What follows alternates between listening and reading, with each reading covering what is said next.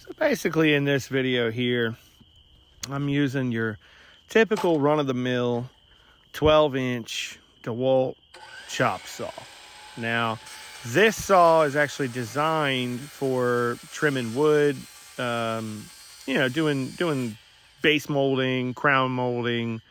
Carpenters use it. It's not really designed to cut metal.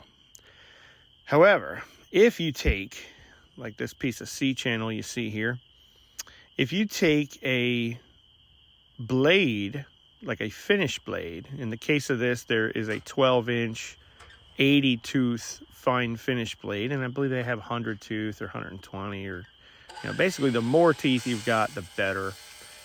Those rough cut chop saw blades that they use for like treated lumber or cutting framing lumber are not what you want. The more teeth that are on there, the finer the cut you get, and the less likely you are to jam the blade through the material. Now, you'll see here, this is, I believe, run at about 2 times the speed. You basically want to set your material on the saw. In this case, this is a piece of 1x2 aluminum C-channel. I believe this is 1/8 of an inch thick. And this is running at double the speed, or a little more than double the speed. So you'll basically bring the blade down right above the material, right like that, and then ease it into the material. You don't want to push it through. You're not trying to, it's not a race. You just kind of ease it on through, and you just let it eat its way through. It gives you a nice clean cut.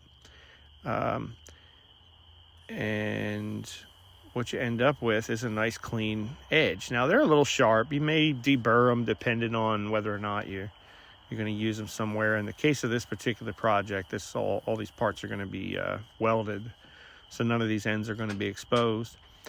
But if you want to file them or sand them or whatever to take the sharp edges off, it wouldn't be a problem at all, and there's really no burr on there to really get rid of.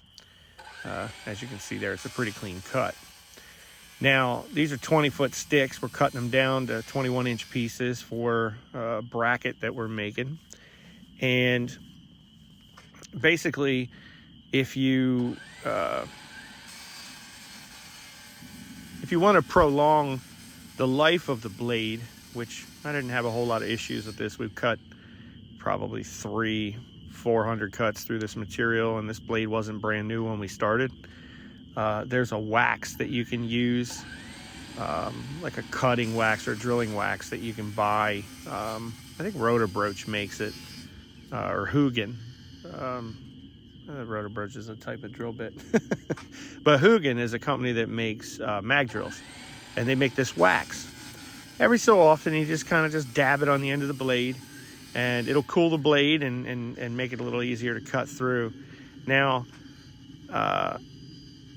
in the case of this particular job, I didn't want to do that, partially because I knew the blade would last, perfectly fine, but I didn't want that wax to be on the end of the aluminum I needed to weld, so that I didn't have to clean it back off. So I basically have metal to metal just cutting nice and dry, and so I got a nice clean piece of material to work with. There's no wax or any oil or anything on it.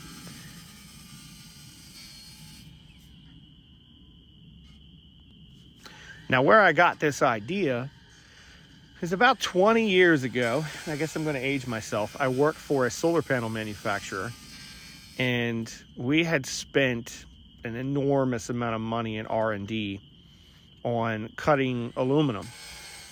What's the best way to cut aluminum?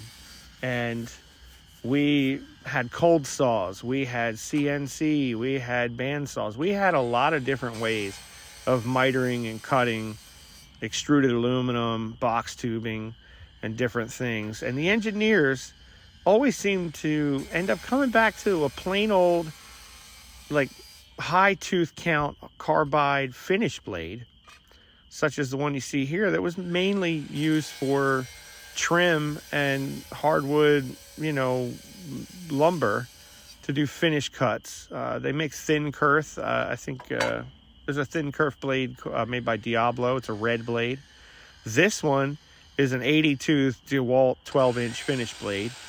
I don't believe it came with the saw. I think the blade that came with this saw was actually for framing, which was probably 40 tooth or somewhere thereabouts, about half as many teeth.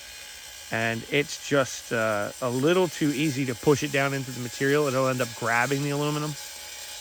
What you want is a whole lot of teeth on there, so you just kind of ease it in, and you don't have to like really hold up on the blade. You can kind of just rest your hand on there. As you can see here, this is a 6" by 2 piece of heavy C-channel, and I loosen up the slide on the saw and start right at the front.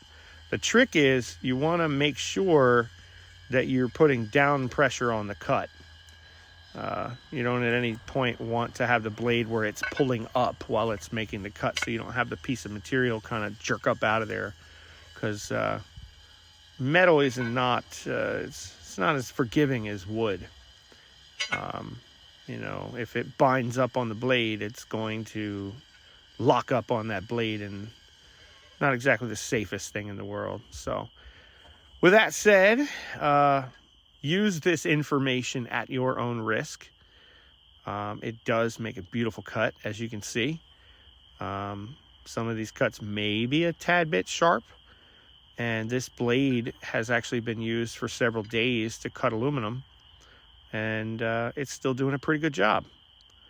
We've cut hundreds and hundreds of pieces with it, and yeah, so this is my trick for cutting box tubing, C-channel, all kinds of aluminum with a chop saw. So subscribe if you like this this video, and I'll see what else I can show you that I know tricks with. And if you like this video, hit the like button. I'd greatly appreciate it.